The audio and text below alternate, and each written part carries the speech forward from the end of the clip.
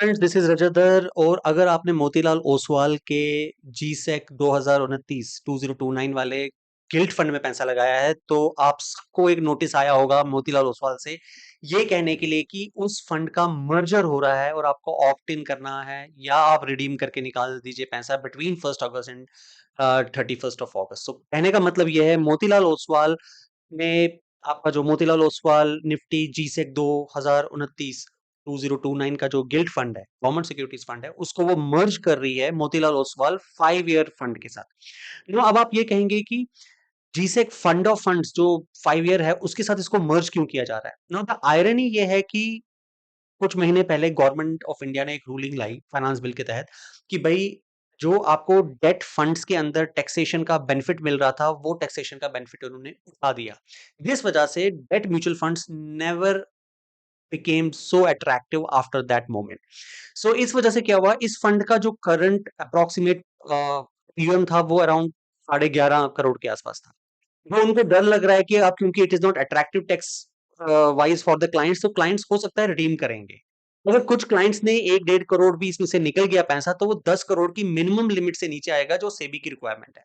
उस वजह से उनको वाइंड अप करना पड़ेगा। So rather than getting into that and they are not forcing कि हमें और पैसा मॉप अप होगा, तो वो मैंडेटरली क्या कर रहे हैं, वो कह रहे हैं कि या तो आप पैसा निकाल लो, हम आपसे कोई एग्जिट चार्ज नहीं लेंगे, लेकिन बशर्ते आप इस अगस्त के महीने में कर लीजिए। दूसरी चीज दे आर डूइंग कि आप ऐसा कर सकते हैं कि आप इसको ऑप्ट इन कर लो, लेकिन हमने यही फंड क्यों चुना। सो मोतीलाल ओसवाल में 2029 वाला जो जीसेक फंड है उसको G-sec fund of fund 5 year वाले में क्यों डाला है, बिकॉज बोथ के अंडरलाइंग एसेट्स मोर और लेस सेम है, उनकी यील्ड सेम है, 7.25-7.5% की यील्ड चल रही है। हाउएवर जब आप ये करते हैं, कहते हैं कि अगर ये सेम है तो ठीक है हम कर लेंगे, लेकिन उसमें एक एलिमेंट है जो आप लोगों को नहीं बताया कि पहले वाला फंड जो था वो टारगेट मैच्योरिटी फंड था, तो आपको पता है कि आपको यही ब्याज मिलना है, लेकिन जो दूसरा वाला फंड है उसमें इंटरेस्ट रेट रिस्क है।